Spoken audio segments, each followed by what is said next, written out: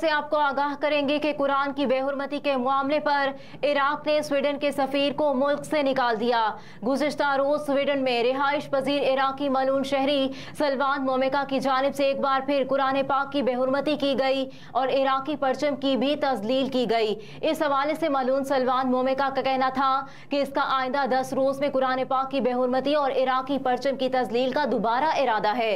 दूसरी जानिब तौहीन कुरान के मामले पर इराकी दारुल हुकूमत बगदाद में सैकड़ों मुश्तइल अफराद ने धावा बोलते हुए स्वीडन का सिफारत खाना जला दिया, जबकि कुरान की बेहुरमती पर इराक ने स्वीडन के सफीर को मुल्क से निकाल दिया है। उधर पाकिस्तान ने स्वीडन में कुरान पाक की बेहुरमती के वाक़े की शदीद मज़म्मत की है। तर्जुमान दफ्तर खारजा मुमताज ज़हरा बलोच ने कहा कि तमाम ममालिक मजहबी मुनाफरत फैलाने वालों को अलग थलग करने का आगाज करें। एक और अहम खबर से आपको आगाह करेंगे कि जिना हाउस मुकदमे की तफ्तीश में चेयरमैन पीटीआई कसूरवार करार पाए गए हैं। स्पेशल प्रोसिक्यूटर की जानिब से ये बयान सामने आया है। लाहौर में मीडिया से गुफ्तगू के दौरान स्पेशल प्रोसिक्यूटर फरहाद अली शाह ने कहा कि चेयरमैन पीटीआई की हद तक तफ्तीश मुकम्मल कर ली गई है। जिना हाउस मुकदमे की तफ्तीश में चेयरमैन पीटीआई कसूरवार करार पाए गए हैं। स्पेशल प्रोसिक्यूटर फरहाद अली शाह ने कहा कि चेयरमैन पीटीआई के खिलाफ सबूत इकट्ठे कर लिए गए हैं, वो तमाम केसेस में गुनाहगार हैं। स्पेशल प्रोसिक्यूटर ने मजीद कहा कि चेयरमैन पीटीआई को आनते जुर्म में चार्ज किया जा रहा है। चेयरमैन पीटीआई को गिरफ्तार ना किया गया तो सबूत सफा मिसल पर लाने में रुकावट होगी, लिहाजा चेयरमैन पीटीआई को गिरफ्तार किया जाए, ये जमानत का केस ही नहीं है।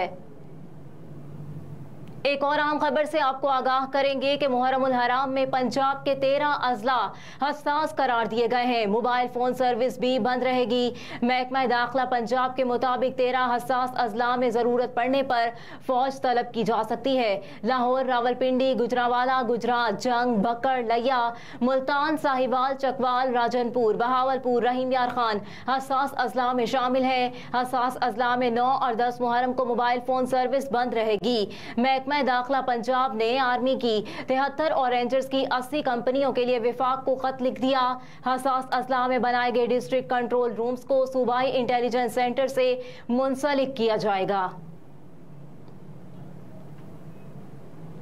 एक और अहम खबर है, मुहर्रमुल हराम के हवाले से डीजी रेंजर्स सिंध की उलमाए कराम से मुलाकात हुई है। तर्जुमान रेंजर्स के मुताबिक डीजी रेंजर्स ने उलमाए कराम को मुहर्रमुल हराम के दौरान सिक्योरिटी इकदामात से आगाह किया।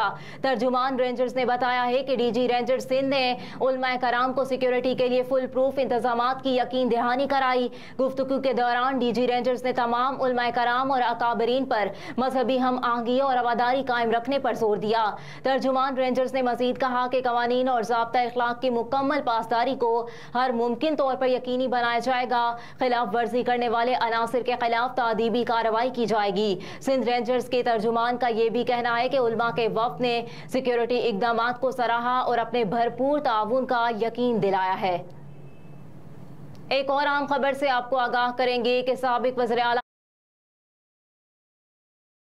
काकड़ और कुछ और साथी आने वाले वक्त में मुस्लिम लीग का हिस्सा हो सकते हैं। अहम जराए से यह खबर सामने आई है कि साबिक वज़ीर आला बलोचिस्तान जाम कमाल, सेनेटर अनवारुल हक काकड़ और कुछ और साथी आने वाले वक्त में मुस्लिम लीग नून का हिस्सा हो सकते हैं। इनकी मुस्लिम लीग नून में शमूलियत से बलोचिस्तान में मुस्लिम लीग नून मजबूत और मजीद फाल होगी।